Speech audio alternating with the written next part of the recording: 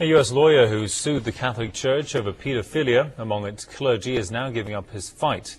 Bill McMurray says it's impossible to win cases against the Vatican. The attorney made the remarks a day after asking a Kentucky court to dismiss the child abuse case he brought 6 years ago.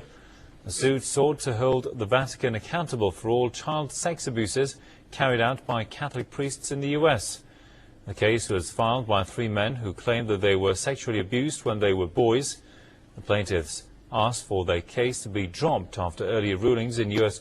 courts recognized the Vatican as a sovereign state. That means the Vatican enjoys broad immunity from prosecution. To tell us more, we're joined by Alfred Lambermont-Weber. He's an international lawyer from Vancouver. Welcome to the program, sir. U.S. courts seem to be creating obstacles, as lawyers say, in the way of legal cases against priests who stand accused of pedophilia. Could this lead to a sort of unofficial but effective legal immunity for the criminals? Well, yes, and this is an entirely improper use of the sovereign immunity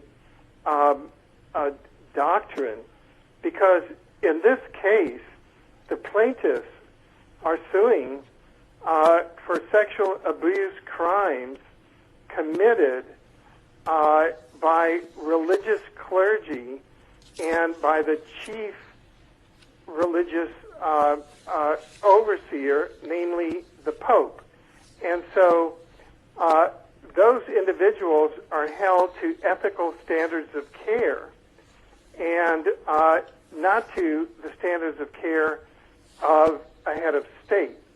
Those are two different matters, because these Catholics are not citizens of the Vatican, and so what the Vatican and the priests are holding themselves out as are out as ethical, moral, and religious counselors, and so that they have engaged in gross and criminal abuse of trust. And that is the correct legal doctrine, and that is the legal doctrine on which the plaintiffs initially proceeded forward, quite rightly, because there is no other church on the planet that would say, well, I claim that I'm a sovereign state. And so I think it's because 2,000 years ago, actually around 300 AD, the Roman Empire chose to morph into the Catholic Church when the Roman Emperor actually functionally became the Pope. So here we have an unmasking of the Pope as actually a continuation of the state once known as the Roman Empire. And that's why the Church, the Vatican, namely the Roman Empire, is in such league with modern-day fascists as the City of London, Zionist bankers, and the New World Order war criminals such as George W. Bush and company. Well, what has gone wrong? Why should the U.S. judicial system be charged with protecting pedophile priests? Well, because the U.S.